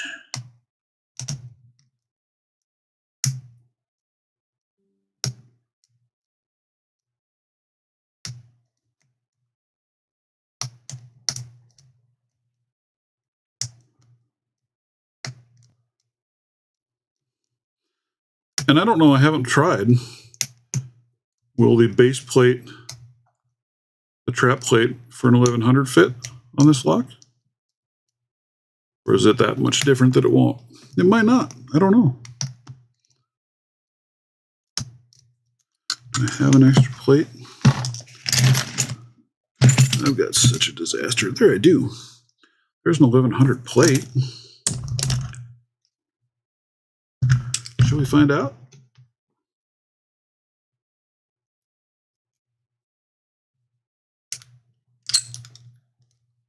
Chink.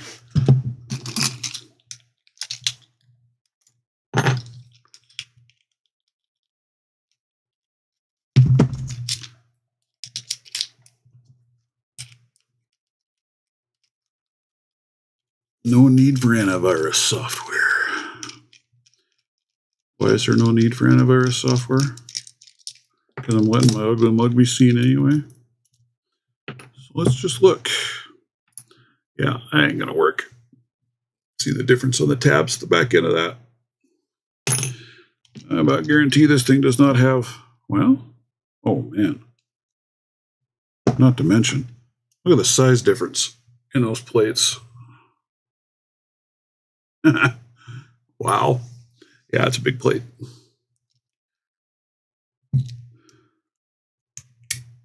Really kind of surprising that it actually works with an 1100 core in there like it does, but it works really nice.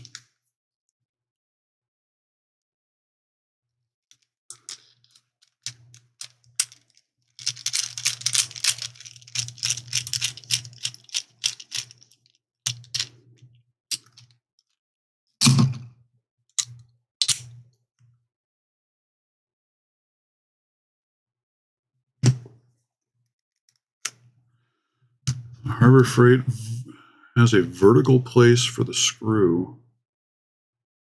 That's what it meant. Vertical place for the screw. You're just talking about the plate here, right? That's got your locking lug that drops through it. And that's tweaked so that... Now, I have noticed on this one, depends on which way I have this plug in. If I reverse it, the screw hole won't line up. Pull it, reverse it, put it back, then the screw hole lines up. Go figure.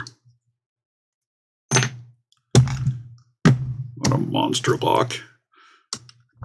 Made for a much better lock after replacing the core. Bondo for the gaps, yeah, right?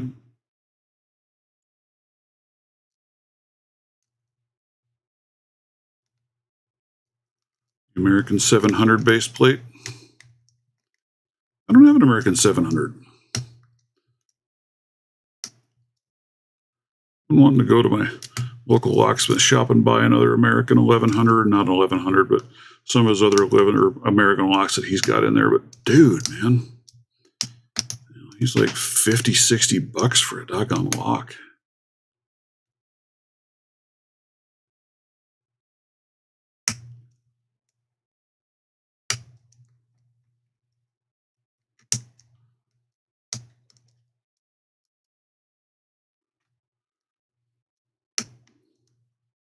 Yeah, as cheap as that Harbor Freight lock is, just go buy a new lock.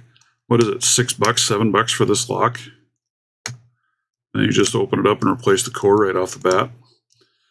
Because it does make for a very interesting pick when you replace it. As you're watching me sit here telling you it's an interesting pick, and then I can't open the dang thing. I guess that's why it's an interesting pick.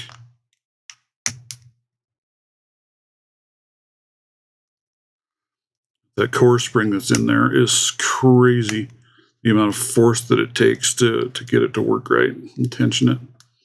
Just completely different than what you get with a regular 1100, even though it's a standard 1100 core. So,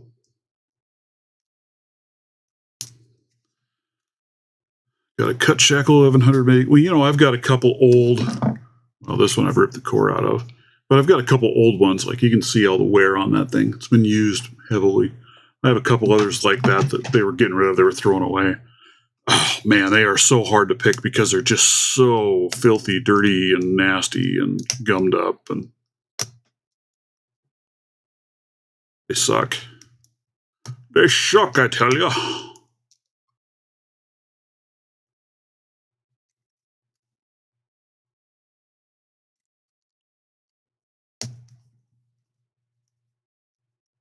Anybody else got any new tools coming, new toys coming to play with that you're excited about?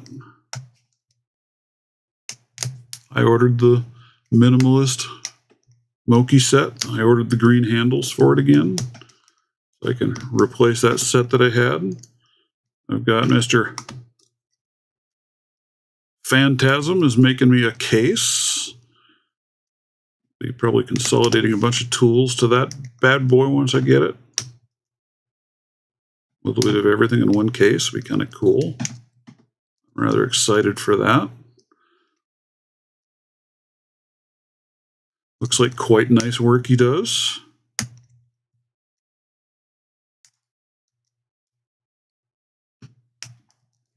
Come on, lock.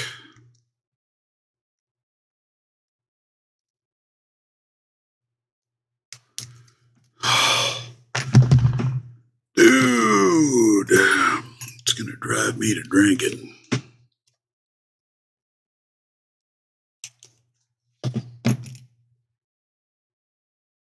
Take a different approach to you. Get more out of the way. I need to do a little polishing on those.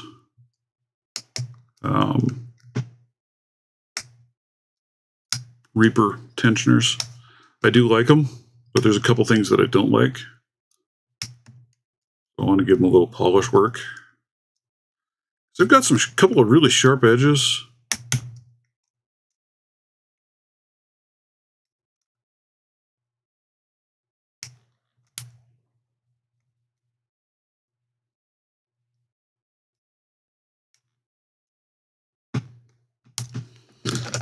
Especially like right up in here. This little edge on mine anyway is really sharp. This edge back here is really sharp. And the way I get up on there kind of eats on your fingers for a little bit for your little longer picking sessions. So I'm just going to take my Dremel and a polishing wheel and just smooth those off. Just get rid of the sharp edges. I'm not going to make any major, I'm not going to grind them down.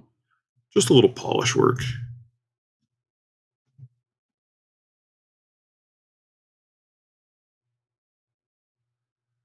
Yeah, this thing's got crazy stiff. And then if you can see, when you go to tension it, see that turn of the core you get? You've got to take that up before you can start trying to pick it.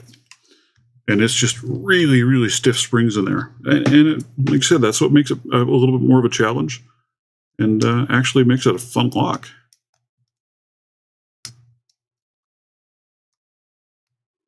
But I guess that's why it's so cheap, right? Because of the cheap core and stuff that's in there. Very cheap to make. Where do I have that, actually? Here's the core, I think. It came out of that lock. And it is horrible, horrible core. Really, really cheap. But when it's easy to do a direct replacement like that and turn it into something else, make it too heavy for a damn challenge lock to ship around to everybody. Kill you in shipping costs. Oh.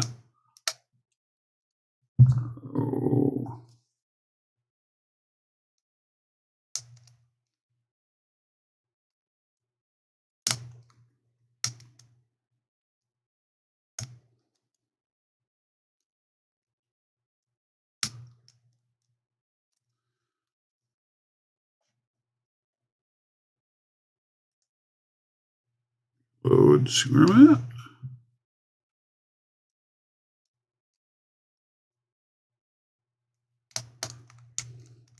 I think it's well worth it. It's well worth the little bit that you spend on that lock to do that. And then if you happen to have an old 1100 laying around, make that swap. Because it does, like I said, it makes it a lot more challenging, a lot more fun. I struggle trying to pick it in hand just because of the size and weight of the lock, I guess. I don't know. So the only times I've ever really opened has been in a vise. But cool beanies, man. Cool beanies and weenies.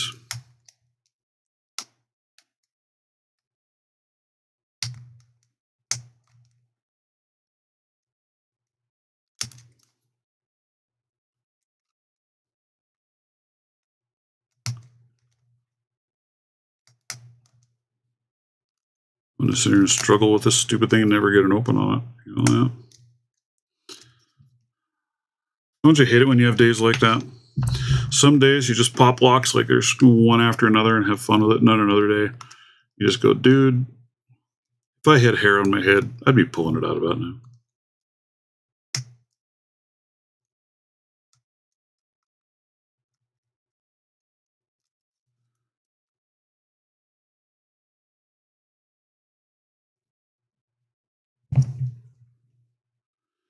Anyone know where I can get replacement springs for a Master Lock 220? I reached out to them. You got to love Master. I reached out to him about possibility of getting some cores for my 6835s. So I had a couple of them. I wouldn't mind getting a couple extra cores and do a little work and rebuild them. And well, we don't direct sell. You got to go through your reseller. Here's the part number for it. And here's our resellers. Reach out to the resellers. They won't sell you the individual cores because they can't buy them individual. They don't have them. They're like, oh no, we got to do like a 10-pack of them. Like, way to go, Master. You suck.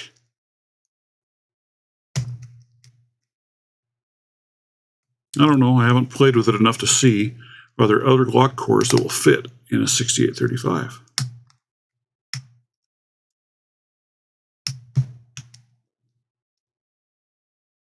That I don't know. Haven't dug into it enough yet to find out.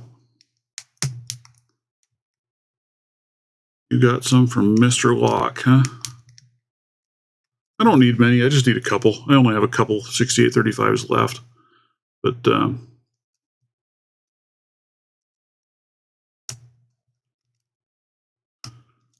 think UHS is one of them that I reached out to, and they said they couldn't help me.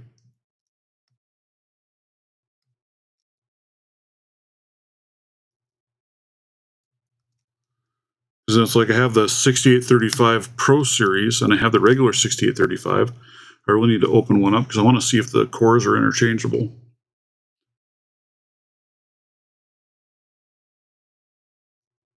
$6835 will fit in 1100, but not vice versa. Yeah, because I have like this 1100 right here. There's a master core in it. And that's why that one came out of the box, brand new, with a master core in there.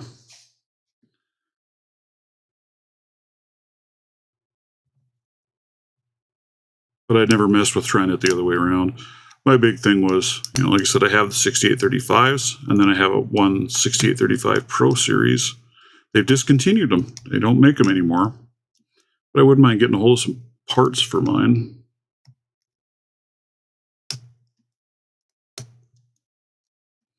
Because cores only last so long when you're picking on them. You can run them for quite a while, but then eventually they get a little trashy. At least that's been my experience. I don't know about you guys, but your mileage may vary.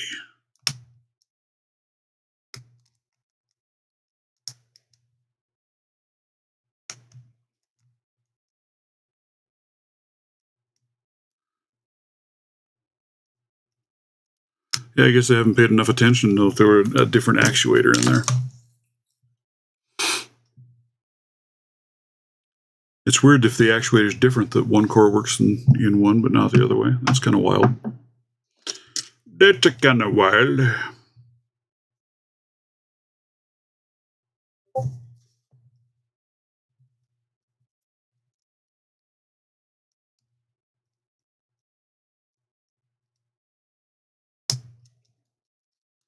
Oh, fright almighty. That thing's destroying me today, too. I like that, though. That's a fun lock. I would actually probably use that one at this point to actually lock something up and secure it. I very probably would. Got these old door cores. I don't know that I've ever opened these. They're in pretty rough shape.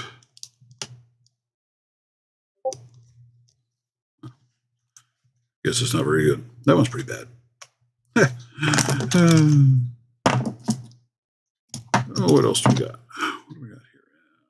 What do we got here? There's one I don't believe I've opened yet. The Era. Does anybody know anything about these Era door locks? What's hiding in them? What tricks? What vicious little things do they hide? Deep down inside.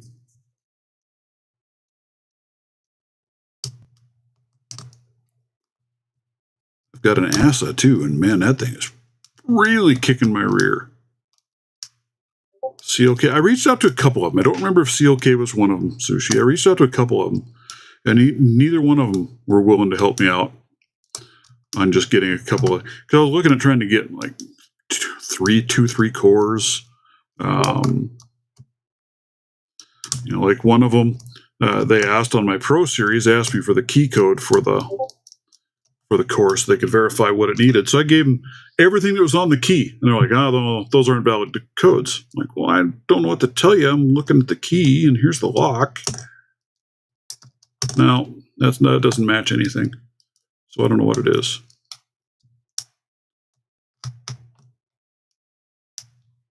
So I don't know what's up with that.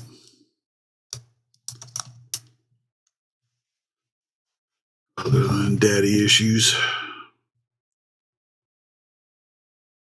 They look on the same top, but they're not the same actuator. Huh. Interesting. Interesting.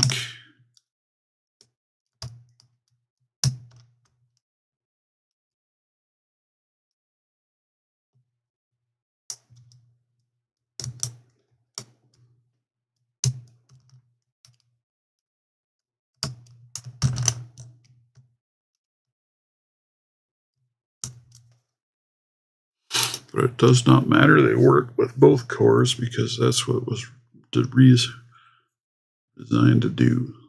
Service kit comes with a different size base plates and all of that. Only one size core. Interesting. Yeah, no, Master decided to do away with the 6835 because now that they own American Lock, they just are going to run with the 1100. But yet, like I said, some American 1100s you pick up have a Master core in it. Some of them have the American core in it. Might be a crapshoot what you're going to get. I don't know. I do not canoe.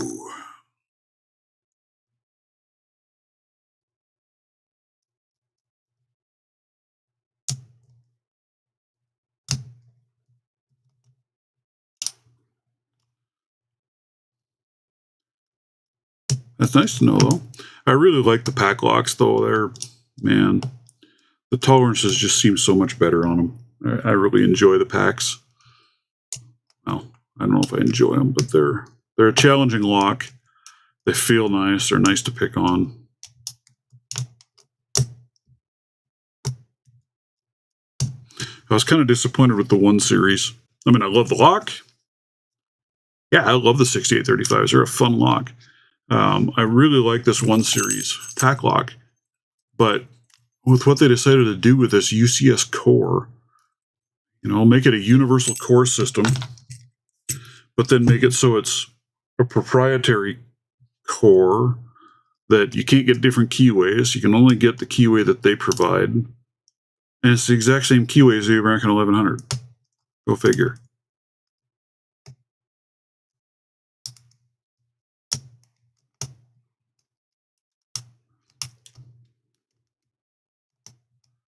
At least with, which was the other one? Is that Abus that I have? Holy cow. The amount of different keyways and cores you can get for that thing is ridiculous. I mean, you want a Yale, you want a Schlag, you want a Quickset, you want an Everest, you want, you name it. You can just about get the keyway for it. And that way you can line that thing up to match your house key, your shop key, or whatever key, so it's all one key to open into everything. Excellent, excellent design. That's what Packlock should be doing with that 1 Series. Or something similar. They probably have one that's like that. I just haven't dug through the catalog far enough to find it. I just saw that 1 Series when I was out shopping with them. Hey, there we got the Era. Woo! I think that's the first time I've ever opened that Era.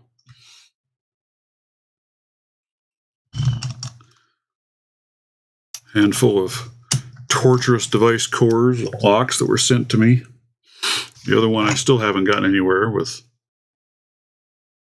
Doggone Mua.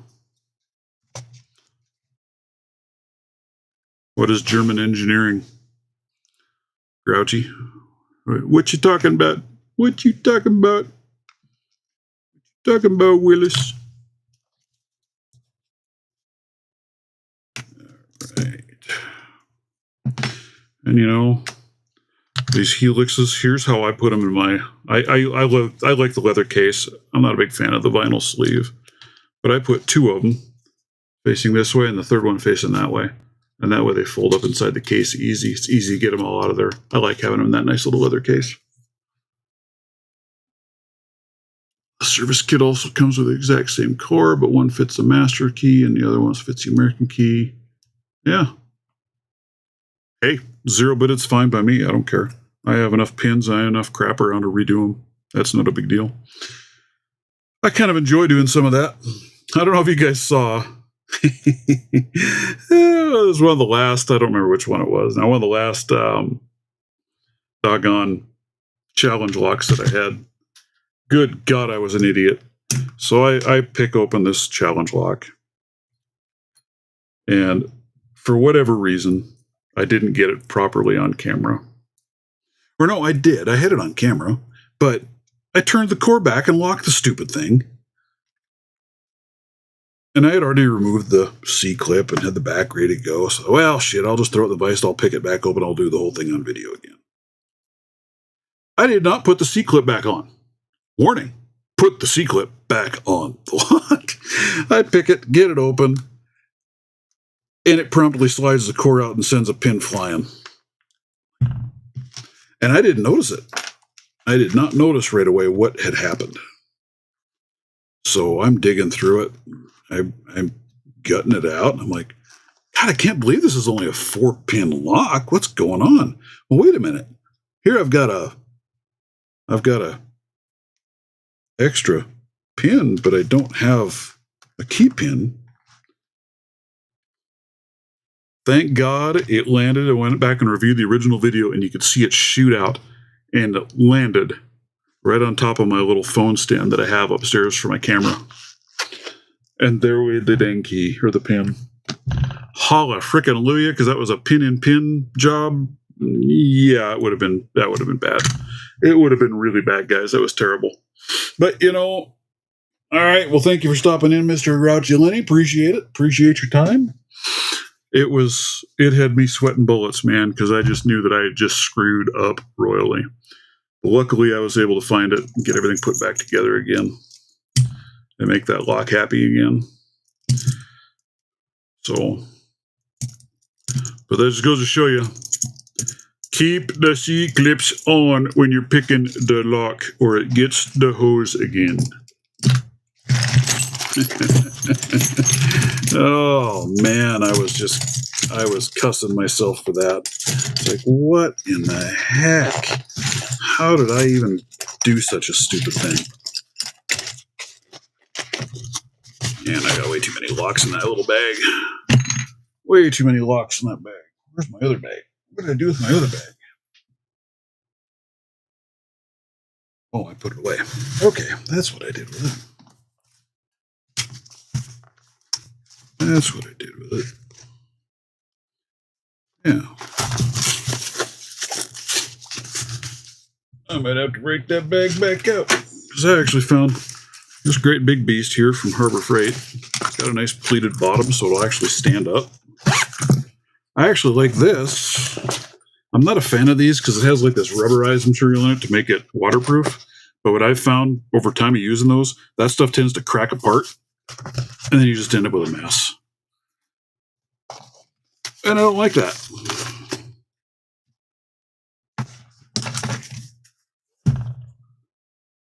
Throw a few of my tools in here. So I'm about ready to call it a day, guys. I got to go work on that 3D printer, see if I can figure that thing out. Throw you in there. What else do I need to throw in there for now? That's it for now. I'm going to do a little grinding on my double-leaded tensioner. I bought this double-sided tensioner specifically to use on this Miwa, but it doesn't quite fit. So I'm going to narrow these down just a hair, so that way it'll fit in here. So I can use that for tensioning. to help me pick this Miwa. I think that'll work. Hey, that sounds beautiful, Sushi. I appreciate it, man. Yeah, I'd like to find where I can pick a couple of those up. Because like I said, I've got several of the locks. I wouldn't mind doing something with them. And if I could take the standard 6835, I need to try that out. Because I want to see if the Pro Core will fit. Because if the Pro Core will fit, what else will fit? What else could I do? I have a couple of these left. Do something fun with those for some giveaway locks. I don't have much. I think I have one left. I don't think I have anything that's engraved yet, so I need to take these down and engrave these. The ones I have left, so I have some more giveaways. I'd like to find some more of these older style 6835s because, man, they're a wonderful little lock. Super, super fun to pick. Well, guys, I need to call her quits and get onward and upward with my life and get some things accomplished today. So I appreciate every one of you guys. I love it. I appreciate you guys showing up, joining me. The interaction in the chat is great. Hopefully, we can do it all again. In the meantime, you guys have a marvelous weekend, and I hope that you enjoy your day today and tomorrow. Or you got to go back to whatever the heck you got to go back to. Later, guys. You guys have a wonderful one.